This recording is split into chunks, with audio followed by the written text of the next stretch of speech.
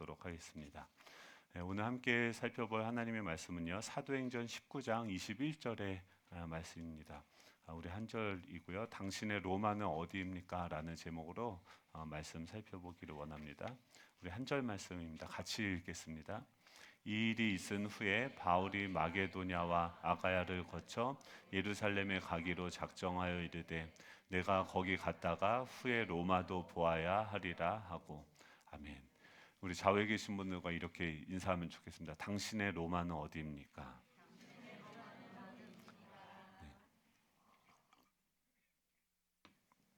네, 로망이 아니라 로마입니다. 인생의 그 가장 어려운 과제 중에 하나가 무엇일까 생각해 보면 내가 나를 아는 것입니다. 우리 눈의 구조를 보면 눈이 밖을 향해 있습니다. 우리 눈은 바깥을 볼 수 있지만 자기 속은 볼 수 없습니다. 그래서 사람은 자기 자신을 잘 보지 못하고 굉장히 똑똑한 것 같은데 정작 자기 자신이 누구인지 잘 모르고 살아갑니다. 그것을 쉬운 말로 똑똑한 바보라고 합니다. 내가 누구인가라고 하는 이 문제는요, 풀 수 없는 난제고 모든 철학가들 역사 속에서도 그냥 모든 사람들이 하고 하는 그런 질문들이죠. 그래서 보통 우리가 자기 자신을 아는 데 있어서 세 가지의 동사를 사용합니다. 첫 번째는 뭐냐면 to have예요. 내가 가진 게 무엇인가를 통해서 내가 누구인지를 생각을 합니다. 내 능력이 나는 어떤 자격증을 가졌고 어떤 능력을 가졌고 또 나는 좋은 집을 가졌고 좋은 아내를 가졌고 좋은 자녀들을 가졌고 뭐 그런 것들 가진 것, 그 자신이 가진 그 지식에 따라서 어떤 분들은 많은 지식을 가지고 있고 어떤 분들은 박사 학위를 얻은 그런 지식들을 가지고서 그것을 통해서 자신이 자기 스스로를 평가하고 내가 누구다라고 생각을 합니다. 또 두 번째는 to do, 내가 하는 것이 무엇이냐를 통해서 자신이 누구인지를 압니다. 내가 학교나 직장에서 무슨 일을 맡았고 또 내가 어떤 비즈니스를 하고 또 이런 것들을 통해서 자기를 평가합니다. 교회에서 나는 목사의 역할을 맡았어. 나는 이번에 무슨 팀장을 맡았어. 나는 무슨 교사를 맡았어. 교사랑 부장이랑 뭐가 높을까요? 네? 교사가 높습니까? 그렇죠. 이 질문이 틀렸죠. 누가 높으냐가 아니라 역할의 차이인 거죠. 근데 부장을 하다가 교사를 할 수 있을까요? 목사를 하다가 성도가 될 수 있을까요? 그렇죠. 근데 이런 것들을 가지고서 우리는 거기에 어떤 의미를 부여하면서 역할인데 세상은 그렇지 않기 때문에 그것이 나라고 생각하기 때문에 그것에 대해서 의미를 부여하고 내가 무엇을 하느냐 어떤 직위를 가지고 있느냐로 내가 누구인지를 생각하게 되어진 거죠. 또 세 번째가 가장 중요한데 to be, 내가 누구인가라는 것입니다. 이것은 존재론적인 질문이죠. to have, 무엇을 소유했느냐도 알기 쉽고 to do, 무엇을 하는 사람인가도 파악하기 쉬운데 to be, 존재론적으로 내가 누구인가 하는 문제는 어렵습니다. 여러분은 누구십니까? 우리는 뭐 맨날 설교를 들으니까 뭐 너무 잘 알죠. 하나님의 자녀고 하나님의 형상이다라고 이야기하죠. 이 이한영 박사님이 쓴 이 복음과 트라우마 치유라는 그 강의에서 이런 얘기를 하더라고요. 자, 그분이 이제 남아프리카에서 공부할 때가 있었는데 거기는 상어가 있대요. 상어를 키우기도 하고 또 바다에 그 상어들도 있는데 상어 중에 제일 큰 상어가 뭐냐면 백상어라고 합니다. 그래서 이 백상어가 무게가 자그마치 1.6톤 정도 되고 길이는 7, 8m 정도 된다고 합니다. 질문을 하면 퀴즈를 내면 상어가 알을 낳을까요? 새끼를 낳을까요? 네? 알, 알이다. 새끼다. 중요한 건 아닙니다. 네, 알이다. 새끼다. 아, 네. 이럴 줄 알았어요. 상어는 좀 특별하다고 해요. 그러니까 알을 낳아서 자기 뱃속 안에서 부화를 시킨다고 합니다. 그러니까 알을 낳아서 뱃속에서 부화를 시켜서 실제로 나올 때는 새끼로 나오게 되는 거죠. 그런데 이 만약에 새끼 상어를 낳아서 어항 안에다가 넣고 키운다고 한다면 최대로 클 수 있는 게 40cm라고 해요. 바다에서 자라면은 7, 8m까지 성숙하는데 지금 어항에 넣고 자라면은 40cm 이상 자라지 못한다고 합니다. 그리고 무게가 1.6톤까지 자라갈 수 있는 이 상어가 9kg까지밖에 자라지 않는다고 합니다. 그렇다고 하면 이 어항에서 자란 상어를 바다에 풀어놓으면 다시 클까요? 크지 않을까요? 네? 한동안 안 크다 클까요? 네, 안 큰다고 합니다. 그래서 이게 자랄 때 어떤 어디 안에서 자라느냐? 사람은 어느 정도 이제 학교 다니고 뭐 20대 지나가고 어느 정도 크죠. 사람이 어느 정도 나이가 되면 한 30대까지 40대가 되면 더 이상 클까요? 안 클까요? 몸은 안 크고 생각은 클까요? 안 클까요? 크고 싶지 않아요. 크기가 쉽지 않아요. 맞아요. 이게 똑같아요. 상어나 사람이나 어느 정도까지는 몸도 그렇고 마음도 그렇고 이게 어느 정도까지는 성장을 하는데 그 이상 지나면 더 이상 성장하기를 거부하고 자라지 않는 경우들이 많다는 거죠. 이것은 뭐냐면 원래 우리는 이 백상어처럼 하나님의 형상으로 지음을 받았지만 우리가 태어나면서부터 그 하나님의 완벽한 아름다운 그 임재 가운데서 살아가기보다 세상이 만들어 놓은 그 어항 가운데서 우리가 자라가게 되어지는 거죠. 어렸을 때부터 우리 집은 돈이 없어. 너는 너무 뚱뚱해. 너는 너무 못생겼어. 나는 명품도 없어. 나는 공부도 못해. 이런 수많은 이 세상이 우리에게 만들어준 그 어항들이 있고 그 어항이 결국은 우리의 발목을 잡아서 우리는 40cm밖에 크지 못한다라고 하는 것이죠. 만약에 우리가 정상이라고 한다면 무게는 1.6톤까지 이건 아니겠죠. 백상어 정상적인 백상어로 한다면 그만큼 길이가 7, 8m까지 클 수 있는 존재라고 하는 것이죠. 만약에 우리가 하나님의 자녀로서 자신을 인식하고 이 복음 안에서 성장한다고 한다면 우리는 하나님의 형상으로 날마다 닮아갈 수 있다라고 하는 그런 소망과 그런 기대 가운데서 날마다 하루하루를 살아가겠죠. 나는 이 정도 살았으니까, 나는 이 정도 컸으니까, 나는 이 정도 나이가 됐으니까 나는 그냥 이대로 편한 대로 살 거야라는 것이 아니라 주님을 계속해서 따라가면서 그분을 닮아가고 그분이 하는 일을 하고 그분이 꿈꾸는 그 나라를 바라보면서 나아갈 수 있다라고 하는 거죠. 여러분들은 누구십니까? 나는 누구입니까? 한번 따라해볼까요? 나는 하나님의 자녀다. 제가 이거 쓰면서 한 3분 정도 기절할 줄 알았는데 아무도 안 기절하시네요. 우리는 누굽니까? 하나님의 자녀입니다. 막 저번에 뭐라고 써 있었어요?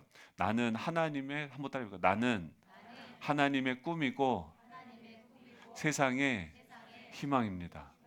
제가 가는 교회마다 초등학생들한테 매주일 예배 때마다 이걸 외우게 했어요. 여러분 근데 지금 장년들한테는 어른들한테는 이런 얘기를 할까요 안 할까요? 지금 하고 있잖아요. 뭘 안 합니까? 하고 있습니다. 여러분 하나님 안에서는 우리가 그리스도의 장성한 분량까지 지금도 성장기로 자라가고 있는 줄 믿으시기 바랍니다. 계속 세상이 나에게 만들어 놓은 어항이 있어요. 근데 그 어항들, 넌 학교 다닐 때 공부도 못했고 자격증도 없고 학위도 없고 부잣집도 아니고 너는 아무것도 몰라 하면서 얘기하는 것들이 있어요. 그게 다 맞을 수 있어요. 그런데 어째서요? 이제부터라도 계속해서 배워가면 되죠. 영혼을 살아가는데 시간 많습니다, 여러분. 하나씩 하나씩 우리 아버지가 하는 존재하는 방식부터 그분이 일하시는 것들, 그분의 방법들, 그분이 대화하는 법들, 그분이 어떤 꿈을 꾸는 법들, 사람들을 변화시키는 것들, 이런 것들을 우리가 날마다 주님과 교제하면서 배워야 되는 거죠. 여러분 세상이 주는 어항을 오늘 깨트려 버리시길 축복합니다. 알을 깨고 복음을 선포할 수 있기를 축복합니다. 내 안에 나를 제한 두고 나를 한계를 두었던 그 생각들을 향해서 나는 하나님의 자녀다. 하나님이 나를 기뻐하신다. 하나님께서 나를 목사로 삼으셨다. 좀 날마다 그게 얼마나 희한한지 모르겠어요. 내 자신을 보면서 얼마나 감격이 되는지 모르겠어요. 제가 한계점을 마주하게 될 때마다 되뇌는 것이 무엇이냐면, 그렇지, 하나님이 나도 목사 만들었는데, 여러분, 하나님이 이성범도 목사로 만드셨다면 여러분들도 소망이 있는 줄 믿으시기 바랍니다. 거기서부터 출발해야 돼요. 거기서부터 하나님이 우리 가운데 어떤 일을 하시는가, 거기서부터 출발하니까 저 삶은 도저히 안 바뀔 것 같아. 저 가정은 도무지 소망이 없어 보여. 그런데 그 생각들의 어항들이 깨지고 확장되어지기 시작하는 거예요. 그 사람을 보면서도 기뻐하는 거예요. 하나님이 그 사람을, 그 인간이라고 했거든요, 그 인간을 기뻐하니까, 하나님이 그 인간을 사랑하니까, 하나님이 그 인간도 소망을 가지시니까 우리도 기뻐할 수 있고 소망을 가질 수 있고 꿈꿀 수 있고 사랑할 수 있는 줄로 믿습니다. 바울도 마찬가지였어요. 바울도 지금 자신을 보면 희한합니다. 지금 바울이 누구였냐면요, 원래 유대인 중에 유대인, 그러니까 원래는요 로마 시민권도 있는 사람이에요. 외국에서 태어났어요. 근데 그 이방 사람들이 너무 싫어가지고 지금 예루살렘으로, 그 이방에서 그 당시에 로마 시민권을 가졌다는 것은 엄청난 특권과 권세가 있는 사람입니다. 로마 사람들이 오리를 가자고 하면 그 사람들, 그 피지부 배국에 있는 사람들은 무조건 오리를 가야 돼요. 그러니까 예수님이 오리를 가자고 하면 십리를 가라고 하는데, 이 로마 시민권을 가지고 있는 사람들은 그만큼 혜택이 있었고 정부의 보호와 수많은 것들이 있었어요. 남들은 갖고 싶어서도 안달이 난 그 로마 시민권을 사도 바울은 날 때부터 가지고 있었습니다. 그리고 길리기아 다소라고 하는 이 공부하는 그런 도시에서 많은 것들을 배우고 외국어도 할 줄 알고 다 할 줄 아는 사람이었어요. 그런데 그가 지금 그곳에서 이방인들이 싫고 자신의 그 정체성을 그 예루살렘, 그 율법 안에서 찾아서 그는 그 예루살렘이라고 하는, 율법이라고 하는 그 어항 가운데 스스로 자원해서 들어갔던 사람이었습니다. 유대인으로서, 유대인 중에 유대인, 바리새인 중에서도 바리새인으로서 자신을 인식하면서 또 그 안에서 사람들을 정죄하고 또 그 안에서 꿈을 꾸던 사람이었습니다. 근데 지금 그가 어디 있습니까? 에베소에 있어요. 상상도 못할 일이에요. 그러니까 바울이 그 전에 자기가 생각했던 자기 정체성으로 그가 에베소에 있다, 그가 빌립보 마게도냐 지역에 가서 지금 1차 전도 여행도 아니고 2차 전도 여행도 아니고 3차 전도 여행을 와서 에베소에 와서 말씀을 가르치는 자로 서 있는 거예요. 여러분, 이것은 하나님께서 그럼 뭘 하십니까? 하나님께서 이 바울, 사도 바울은요 계속해서 자기만의 어항이 있어요. 난 유대인이지, 나는 유대인 전문가지, 나는 율법 전문가지, 나는 유대인들에게 아시아에서 복음을 전하는 사람이야. 예수님을 믿었지만 여전히 이 아시아 안에서 유대인들을 향해서 자신은 율법을 가르치는 사람으로서 자기를 인식했는데, 하나님께서 그를 어떻게 합니까? 그를 막아요. 다시 자기에게 익숙한 방향으로 가는 것을 막으세요. 이것이 우리 입장에서 뭡니까? 내 뜻대로 되어지지 않고 이것을 나는 고난이라고 하고 고통이라고 생각을 합니다. 근데 그에게 질병이 오고 그가 가고자 하던 그 아시아 디모데까지 준비시켜서 가고자, 내가 원해서 내가 하려고 했던 그 일들을 하나님이 다 막으세요. 그리고 나서 어떻게 합니까? 그가 철저히 깨어지는 시간들을 가져요. 은혜가 무엇인지를 알게 되어져. 내가 하는 게 아니구나. 나와 함께하고 계시는 주님이 지금 여기 함께하고 계신다. 그분이 일하시는구나. 그러면서 그 주님이 보여지니까 자신의 어항에서부터 나와서 새로운, 주님이 보는 그 땅이, 주님이 보는 그 사람들이 나의 관점이 아니라 나의 어떤 판단의 어떤 그 기준에서 그를 보는 것이 아니라 하나님의 관점으로 사람들이 다시 보여지게 되는 거예요. 이것이 엘리베이션 워십인 줄 믿으시기 바랍니다. 엘리베이터를 타고 올라가셔야 돼요. 주님 안에서, 주님의 임재 가운데서 주일 예배에 오시면 뭐 하셔야 되냐면, 여러분들이 지금 갖고 있던 경험했던 그 문제들, 내가 이번 한 주간 씨름했던 이런 고민들을 가지고 오셔서 내 판단으론 이건 끝이고 이건 고통이고 이건 망했고 이거는 내 한계라고 생각하는 그 상황들을 그 상황에서 버튼을 누르세요. 엘리베이터를 타고 주님 안에서 주님이 지금 나를 이 상황 가운데 인도하시는데 주님 왜 이런 일들이 일어나니까 주님께 물어보는 거죠. 바울이 에베소에서 와서 보니까 와서 3개월을 가서 말씀을 전합니다.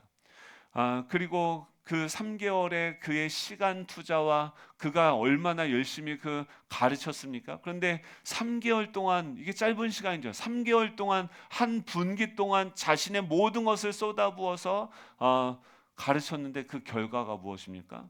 그 사람들이 자기를 비방하고 조롱하는 거죠. 여러분 그런 상황이 되면 여러분 어떻게 하시겠습니까? 근데 바울은요 그걸로 힘들어하지 않아요. 우리 같았으면 어떻게 해요? 내가 이렇게 했는데 내가 이만큼 그 사람들에게 섬겼는데 내 시간을 다 이렇게 했는데 그들이 날 받아주지 않아? 나를 거부해? 나를 조롱해? 나를 비방하고 다녀? 분노 게이지가 막 상승하면서 와, 나 이 썩을 더러운 에베소 인간들 다 버리고 도망가는 게 맞죠? 그게 당연한 거죠. 이게 상식적인 거죠. 근데 바울이요 신기하네요. 거기서 화를 내고 분노하는 것이 아니라 그곳에서 아무렇지도 않게 툭툭 털면서 바로 옆으로 가요. 거기서 두란노 서원을 세워서 거기서 2년 동안 그들에게 가르칩니다. 이게 어떻게 가능한가? 여러분, 우리 인생의 주인이 내가 아니라 예수 그리스도이실 때 이것이 가능합니다.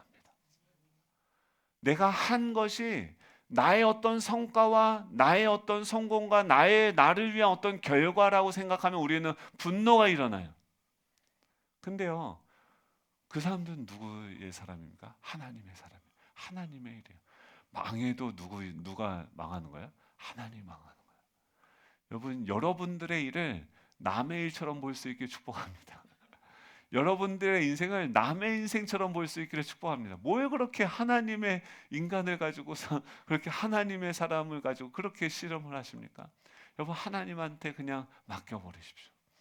바울이요 거기서 사람들이 듣든지 말든지 자기는 뭐 하는 거예요? 거기서 하나님이 넌 가서 말씀을 전해 그냥 역할로서 자신을 인식했다면 그곳에서 때를 얻든지 못 얻든지 사람들이 나한테 환호를 하든지 안 하든지 거기서 자유롭게 자신이 알고 있는 이 복음을 전하고 있는 거죠. 이것이 무엇입니까? 복음이 주는 자유함이에요. 왜 이런 것들을 깨트립니까? 나를 둘러싼 내가 나를 가두고 있는 어항들이 있어요. 내가 이렇게 하면 이런 반응이 와야지. 내가 이만큼 투자했으면 이런 결과가 와야지라고 생각하는 그 성과주의, 그 효율성들이 우리를 가두고 있는 어항이 되어지는 거죠. 하나님이 오셔서 뭐예요? 난 열심히 일하는데 그거를 쨍강 깨트리시는 거예요. 이걸 우리를 죽이려는 게 아니라 우리 살리려시는 거예요. 우리를 자유케 하려고 하시는 거예요. 여러분 그런 은혜가 있기를 축복합니다. 예, 뭐 일이 안 되면 어떻습니까? 만약에 우리 자식들이 셋이나 있어요. 우리 세 자식들이 제 말을 안 듣고 만약에 집을 다 나갔어요. 그러면 어떻게 합니까? 네, 좋아요. 너무 솔직하신 거 아닙니까? 그러면 어떡합니까? 이제 생각을 바꿨어요. 왜 힘든가 봤더니 이거를 근데 이 친구들이 우리 자녀들이 성장하고 실패하고 넘어지고 막 이런 것들을 고민해야 되는 시간이 필요해요. 근데 우리는 그걸 견디지 못해요. 왜냐면 내 생각대로 다 이 자녀들이 자라기를 원하기 때문에 그래요. 근데 어떻게 생각하니까 편하냐면 그렇지 저 자식은 하나님 자식이지. 하나님이 키우시지. 하나님이 함께 하시지. 여러분 하나님이 주인 되면 자유한 줄로 믿습니다. 하나님이 더 잘 키우는 줄 믿으시기 바랍니다. 포기하라는 게 아니라 내가 할 수 없는 거예요. 원래 내가 할 수 없는 거예요. 근데 내가 착각한 거예요. 내가 할 수 있다고 착각을 한 거죠. 그것을 하나님께 맡기시기 바랍니다. 원래 그 질서대로 가시기 바랍니다. 하나님은요 우리로 하여금 자녀를 변화시켜라 너가 책임지라고 맡기신 것이 아니에요. 하나님께서 그 영혼을 어떻게 세워가시고 자라가게 하시는가를 우리를 불러서 보게 하시는 거죠. 지금 에베소 교회에서 사도 바울을 부르셔서 사도 바울이 일은 하고 있는데 그 일을 하는 그 에베소에서 교회를 세우는 주체는 누구십니까? 바로 예수 그리스도세요. 그분이 그곳에서 교회를 세워 가고 계시는 거예요. 예, 사도 바울이 맷집이 생겨요. 자기를 조롱하는 사람들이 있는 그곳에서 아무렇지도 않게 말씀을 가르칩니다. 예, 이런 놀라운 은혜가 저와 여러분에게 있기를 축복합니다. 이번 주에도 사도 사무엘상도 보면은 사무엘도 그렇지 않습니까? 그 다윗도 그렇지 않습니까? 지금 보면은 모세도 그래요. 다윗도 그래요. 하나님께서 사용하시는 사람도 한번 다 보세요. 제대로 된 인생이 없어요. 그냥 순탄한 인생이 없어요. 요셉을 보십시오. 하나님에게 선택을 받는 순간부터 우리 생각대로 인생이 흘러가지 않아요. 다윗도요, 지금 골리앗을 무너뜨렸습니다. 블레셋 사람들 다 쳐서 죽였어요. 엄청난 승리를 거뒀어요. 그러면 어떻게 합니까? 와서 칭찬을 해도 모자란데 자신을 기다리고 있는 것이 무엇입니까? 사울이 창을 들고 나를 죽이려고 하는 거예요. 근데요, 우리 질문은 이런 거 아닙니까? 하나님께서 내 인생의 주인인데 내가 주님을 위해서, 주님의 나라를 위해서 이 블레셋도 이렇게 싸우고 골리앗도 싸웠는데 왜 같은 편인데, 이 사울은 우리랑 같은 편인데 그 같은 편이 왜 나에게 창을 들고 나를 죽이려고 합니까? 하나님께 질문할 수 있지 않겠습니까? 답이 바로 나옵니까? 바로 나오지 않아요. 근데 거기서 도망가면서 하나씩 깨닫게 되어집니다. 방금 전까지 거기서 승리하고 그 결과를 내가 만끽하며 모든 사람이 나를 찬양했다고 한다면, 이 다윗은 어떤 착각에 빠질 수 있습니까? 내가 이제 좀 뭐가 됐구나, 내가 이제 좀 뭔가 할 수 있는구나, 내가 전사가 되었구나 라고 생각할 수 있겠죠. 하나님은 그 수준에서 머무르는 것이 아니라 더 낮아지도록 그를 부르십니다. 아내 미가를 통해서 하나님이 예비하신 그 창문과 그 밧줄들을 통해서 하나님이 나를 구원하시는 것을 경험하고, 이 하나밖에 의지할 데 없는 그 사무엘에게 찾아갔을 때 사무엘에게 사울이 어떻게 합니까? 사신들을 보내요. 한 명만 보내는 게 아니라 두 명, 세 명을 보내요. 여러분, 지금까지 다윗이 가지고 있었던, 배웠던 능력은 무엇입니까? 적들과 싸워서 승리하는 법이었어요. 그 적들을 쳐서 죽이는 것까지는 이제 전문가가 되어졌어요. 근데 가만히 서서 보니까 그 사람들이 나를 죽이려고 오는데 하나님 무엇을 보게 하십니까? 나를 죽이려고 하는 그 사람을 변화시키시는 하나님을 보는 거예요. 여러분, 놀랍지 않습니까? 어떻게 나를 죽이라고 보낸 그 신하들이 거기서 성령을 받고 예언을 합니까?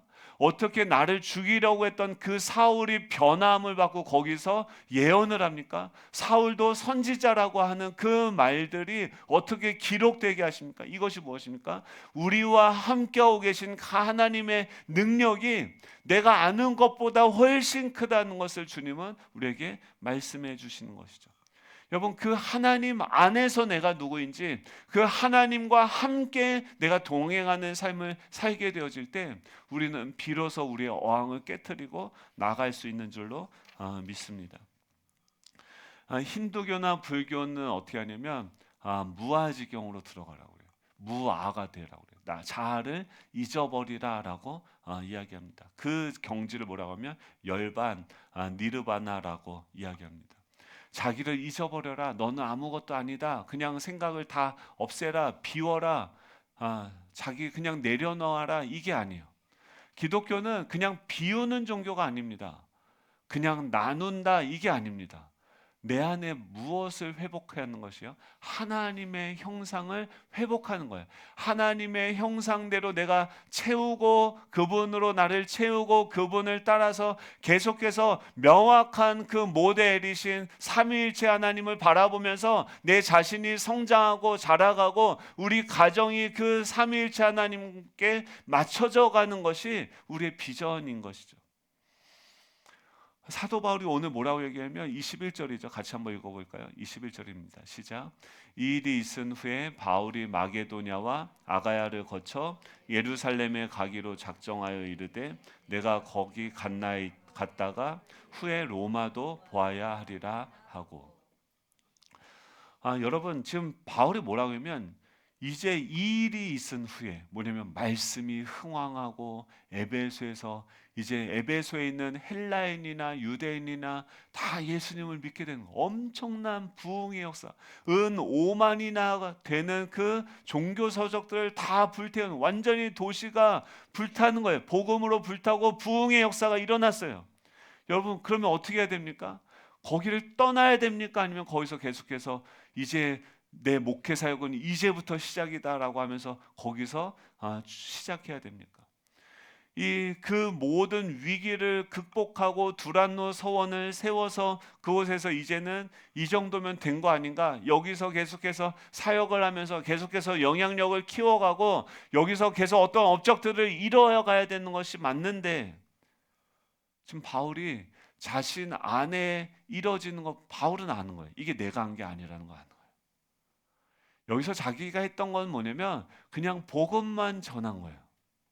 근데 하나님께서 이 유대인과 헬라인들 사이에 있는 그 벽들, 장벽들을 다 허물어 버리시고, 내가 보기에는 저 사람들 나를 비방하고 나를 조롱했던 그 사람들, 절대 저런 사람들은 변하지 않아. 어떻게 에베소에서 종교업으로 먹고 사는 사람들인데 그 사람들 예수님을 믿을 수 있을까? 수많은 그 회의와 고민들 속에서 자신은 그냥 계속 말씀을 전파하고 가르쳤을 뿐인데 하나님께서, 성령께서 그들을 변화시켜가는 것을 보면서 바울은 깨달아요. 와, 하나님은 내가 생각했던 것보다 훨씬 크시구나.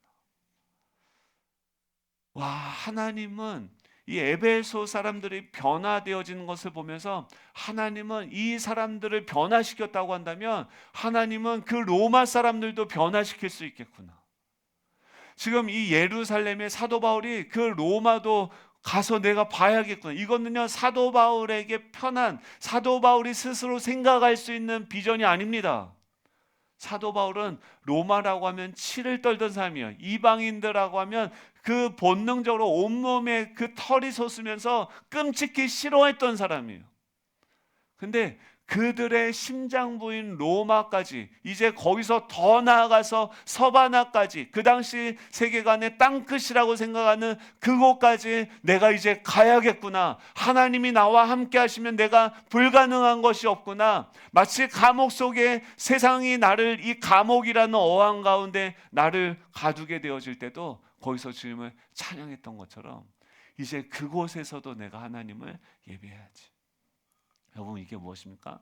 사도 바울이 그 다메섹 도상에서 그의 어항이 깨지고 그의 눈꺼풀이 벗겨지고, 또 빌립보에서 그 마게도냐 지역에서 또 눈이 열리고, 또 어떻게 합니까? 이 에베소에서 또 다른 눈이 열리기 시작하는 거예요. 여러분 우리의 신앙이 계속해서 자라가고 성장할 수 있기를 축복합니다. 새 가족일 때와 또 제자반을 할 때와 제자반을 졸업할 때와 또 사역을 할 때와 목자를 해볼 때와 그때마다 교회 안에서 다양한 역할을 할 때마다 우리의 눈이 변화되어지기 시작하는 거예요. 보지 못했던 것들이 보여요. 알지 못했던 내 자신에 대해서도 알게 되고 사람에 대해서도 알게 되고, 그런 나와 그런 상대들 가운데서 역사하시는 그 하나님을 알게 되어지는 줄 믿으시기 바랍니다. 전에는 무엇을 통해서 자신을 봤습니까? 내가 가진 것, 내가 하는 것, 내 존재 안에서 나를 봤다고 한다면 이제 어디 안에서 나를 봅니까? 하나님이 어떤 것을 소유하셨는지, 하나님이 투에부가 뭔지, 하나님이 어떤 분이십니까? 무엇을 가지셨습니까? 다윗이 뭐라고 얘기해요? 마지막에 천지 만물이 다 주님의 것이로다라고 얘기해요. 왕인데 그 모든 승리와 이 모든 것들을 다 경험했는데, 근데 그가 마지막에 고백하는 것이 뭐냐면 이 모든 세상 만물의 주권이 하나님께 있습니다. 주님, 저는 그 주님의 그 성전 앞에서 그 문지기로서 주님을 예배하는 예배자가 되기를 원합니다. 이 다윗의 고백입니다. 산의 짐승도 다 하나님의 것이고 천산의 생수축도 하나님의 것이고, 학개서에서도 뭐예요? 주님 뭐라 합니까? 은도 내 것이고 금도 내 것이다라고 주님이 말씀하세요. 그 하나님의 소유 안에서 여러분들의 상황을 볼 수 있는 저와 여러분 되시길 축복합니다. 하나님 부자십니다. 하나님 변화시키는 능력이 있으십니다. 하나님은요, 없는 것을 있는 것처럼 부르시는 분이세요. 여러분, 그 말씀을 믿고 그 말씀을 붙들고 그 안에서 내가 누구인지 상상할 수 있기를, 생각할 수 있기를 축복합니다. 예, 그렇게 생각하니까 제자들이 어떻게 해요? 예수님이 시켜요. 야, 이 사람들을 어떻게 먹일까? 시켜요. 5천 명인데요, 주님. 돈이 어느 정도 있어야 되는데요. 예수님이 그러죠. 너가 있는 것이 너 무엇이냐 물어보시죠. 그리고 뭐예요? 그가 가지고 있는 은사와 재능 위에 하늘을 울어보시고 축사하십니다. 바울이 가지고 있는 그 율법 교사로서의 그 기능 위에 하나님의 하늘을 울어서 축사하십니다. 그것을 가지고 전파하니까 하나님이 5천 명을 먹이고 12광주리가 남는 기적을 일으키시는 줄로 믿습니다. 내 소유로 보는 것이 아니라 하나님의 소유로 보는 거예요. 하나님이 일하시는 거. 하나님은요, 빛이 있으라고 하면 빛이 있는 거예요. 그리고 하나님이 일하시고 나서 뭐라고 합니까? 그가 보시니 보시기에 심히 좋았다라. 예수님도 뭐라고 합니까? 하나님이 지금 일하신다. 그러니까 나도 일한다라고 이야기해요. 주님은 어떤 분입니까? 스스로 있는 자이십니다. 알파와 오메가고 이제도 있었고 전에도 있었고 장차 올 자시고 전능한 자라고 하십니다. 여러분, 그분 안에 우리가 거하고 있는 거예요. 믿으십니까? 그분과 우리가 연합이 되어졌습니다. 그분이 우리의 아버지가 되어주십니다. 그분이 우리 삶을 지금도 인도하고 계십니다. 여러분, 내 수준으로, 내 생각으로, 내 어항으로 아버지 그 안에 갇혀서 볼 때는 이게 성장이 일어나지 않아요. 40cm밖에 되어지지 않아요. 신체적인 열등감의 어항에 우리가 들어가 있고요, 경험의 어항에 있고, 돈의 어항에 갇혀 있고, 환경의 정체성의 어항에 갇혀 있고, 망상이라는 어항에 우리가 갇혀 있습니다. 여러분들이 느끼는 그 한계 지점, 여러분들이 내가 부족하다고 생각하는 그곳에서 고개를 들어서 하나님을 찬양할 수 있기를 축복합니다. 주 예수가 나의 산 소망이십니다. 할렐루야, 할렐루야, 주를 찬양하여라. 할렐루야, 주를 찬양하여라.